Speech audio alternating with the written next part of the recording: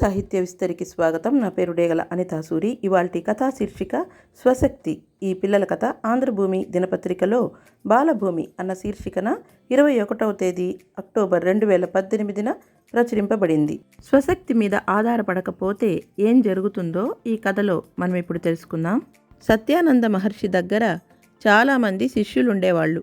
వారిలో వివేకుడు, సుబుద్ధి అనే ఇద్దరు మంచి స్నేహితులు. ఎప్పుడూ కవల సోదరుల్లా కలిసిమెలిసి తిరిగేవారు.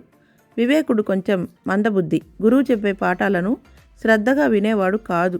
ధ్యాస మరెక్కడో ఉండేది, లేదా పాఠం చెప్తున్నప్పుడు కునికిపాట్లు పడుతుండేవాడు.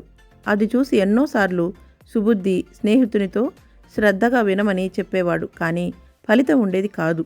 ఎప్పుడైనా గురువుగారు శిష్యులకు పరీక్షలు పెట్టినప్పుడు సుబుద్ధే సహాయం చేసి వివేకుడిని దండించకుండా ఆదుకునేవాడు. అలాగే రోజులు గడిచే కొద్దీ వివేకుడికి బాగా అలవాటై ఏ పని చేత కాకుండా, ఏ విధమైన విషయ పరిజ్ఞానం లేకుండా మొద్దులా తయారయ్యాడు. స్నేహితుని తీరు బాధ కలిగించినా అతన్ని మార్చలేక, అలాగని గురువుకు తెలిస్తే ఎక్కడ తన స్నేహితుణ్ణి కేకలేసి పంపివేస్తాడేమో అని భయపడి స్నేహితుణ్ణి ఆదుకునేవాడు సుబుద్ధి. ఒకసారి సోదరి వివాహం ఉన్నందున సుబుద్ధి తప్పనిసరిగా వెళ్ళవలసి వచ్చింది. అన్ని జాగ్రత్తలు వివేకుడికి చెప్పి వెళ్ళాడు సుబుద్ధి. మర్నాడు గురువు వివేకుడిని పిలిచి అడవికి వెళ్ళి హోమానికి కావలసిన సమిధలు తెమ్మని పంపాడు.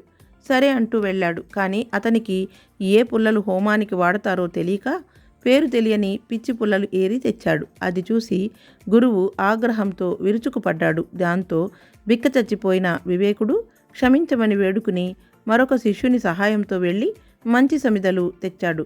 నెల రోజుల తరువాత వచ్చిన సుబుద్ధి తన మిత్రుడు తన సహాయం లేకుండా అన్ని విషయాల్లో మెరుగై కనిపించేసరికి ఆశ్చర్యపడి ఆనందపడ్డాడు. ఆ విషయమే వివేకుడితో అన్నాడు. దానికి వివేకుడు నవ్వి, అవును మిత్రమా, ఇన్నాళ్ళు నువ్వెన్ని చెప్పినా పట్టించుకోలేదు. నువ్వు లేని సమయంలో నేను చేసిన తప్పు తెలిసి వచ్చింది. అప్పటినుంచి ఒళ్ళు దగ్గర పెట్టుకుని పాఠాలపై శ్రద్ధ పెట్టాను. ఇప్పుడు నాకు చాలా తృప్తిగా, భయం లేకుండా ఉంది అన్నాడు. నిజమే, నేను కూడా నువ్వే ఇబ్బందులు పడుతున్నావో అని నిన్నే తలుచుకుంటూ ఉండేవాణ్ణి. ఇప్పుడు నాకు నిశ్చింతగా ఉంది అన్నాడు సంతోషంగా స్నేహితుణ్ణి అభినందిస్తూ. అవును మిత్రమా, స్వశక్తితో ముందుకు పోవాలంటే నాలాగా అశ్రద్ధ ఉండకూడదు. అలాగే స్నేహితుని మీద వెర్రి అభిమానంతో నీలాగా అనవసర సహాయము చేయకూడదు అన్నాడు నవ్వుతూ వివేకుడు సుబుద్ధిని ప్రేమగా ఆలింగనం చేసుకుంటూ.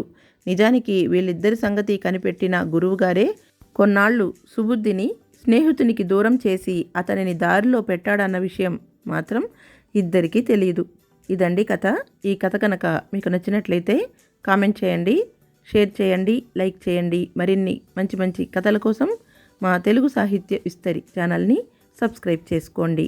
మరో మంచి కథతో మళ్ళీ కలుద్దాం. అంతవరకు సెలవు. నమస్తే.